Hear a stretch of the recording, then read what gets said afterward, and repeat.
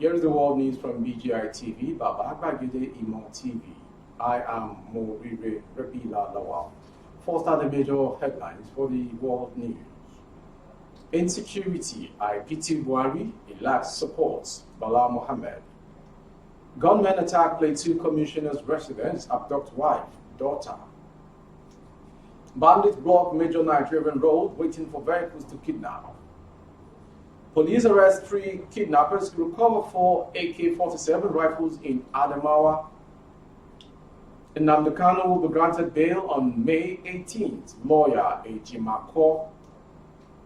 MNJTF eliminates another ISWAP commander, Danbuduma, orders in Borno. Police kill bandits, recover AK-47, 50 Russell cows in Katsina, now in foreign.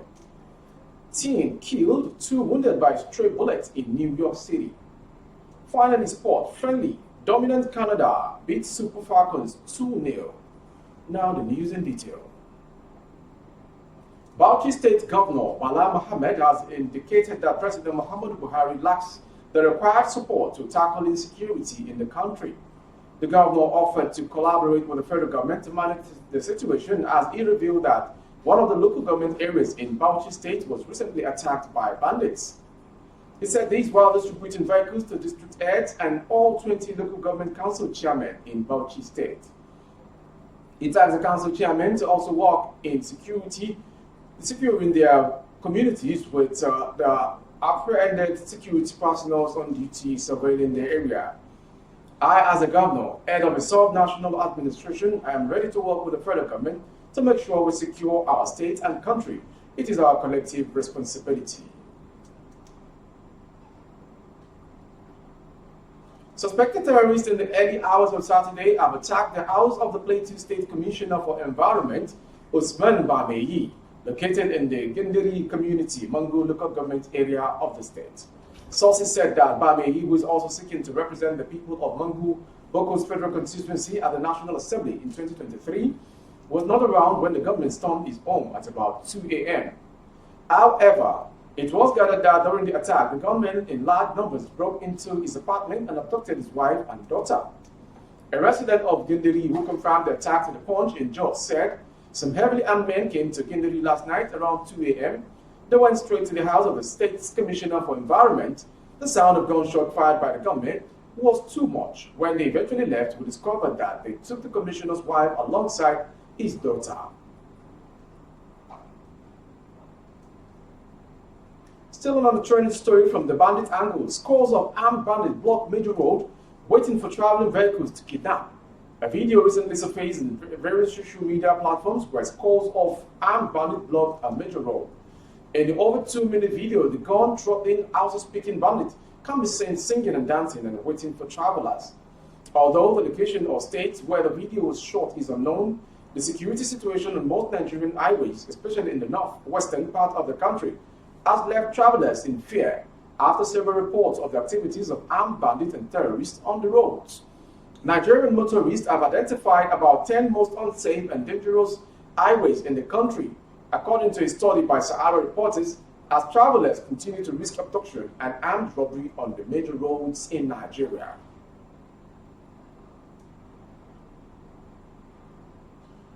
Three suspected kidnappers have been apprehended by Adamawa State Police Command.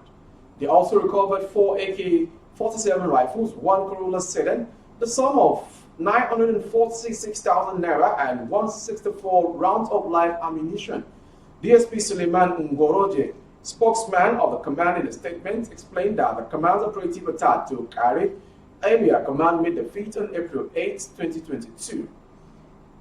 It said that the command's operative attack to Kariwa area command on the 8th April 2022 disconnected a criminal network and apprehended one Mohammed Isa, 30 years resident of Megoro, Sang local government, who is leading a syndicate of 3, and recovered 4 AK-47 rifles, 1 Corolla LE vehicle with registration number FST 749DC, 164 rounds of live ammunition. He said the gang specializes in kidnapping activities, terrorizing Yola North, Yola South, Gire, Fufore, and Song local government areas. It said the police was equally assured that the persons apprehended and the collaborators will be prosecuted. So another information, Aloy Ejimako, Special Counsel to Nnamdi Kanu, leader of the indigenous people of Biafra, IPOB, has assured that his client will be granted bail on May 18, 2022. Ejimako was reacting to yesterday's ruling by an Abuja Federal High Court that struck out 8 out of the 15-count charges against Kanu. Justice Binta Inyako struck out the 8-count charges on the grounds that the proof of evidence did not link Kanu to the charges. The judge delivered a ruling on the preliminary objection the Biafran leader raised against all the charges. I've read the counts, and count 6, 7, 8, 9, 10, 11, 12, and 14 have not disclosed any offense against the defendants. Counts 1, 2, 3, 4, 5, 8, and 15 shows some allegations. The court shall proceed to try the defendant on those counts, the judge ruled. Following the ruling, the judge has slated hearing for Kanu's bail application for May 18, 2022. So another interesting story in the country. Abubakar Dambu Duma, a top Islamic State West African province ISWAP commander, is dead.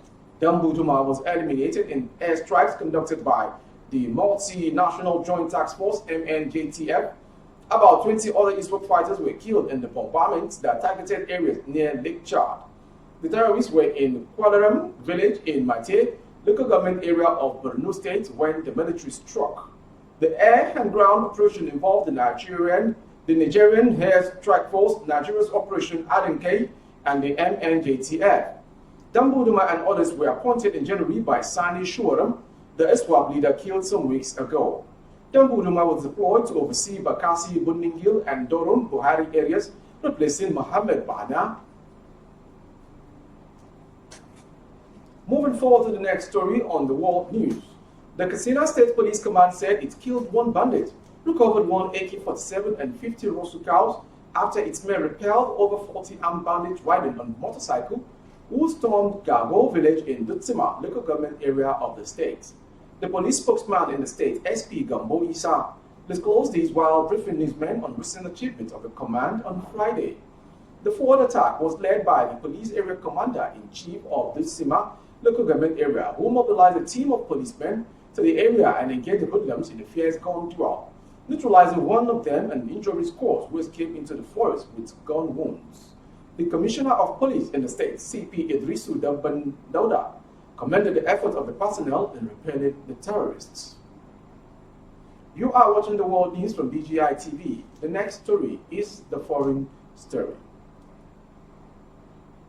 A 16-year-old girl was killed and 2 other teenagers injured by a stray bullet in New York on Friday after a man who was arguing with someone opened fire in the street, police said. New York Police Chief Kechan Sewell told reporters the young woman was returning from a high school in Bronx, accompanied by another 16-year-old girl and a boy aged 17.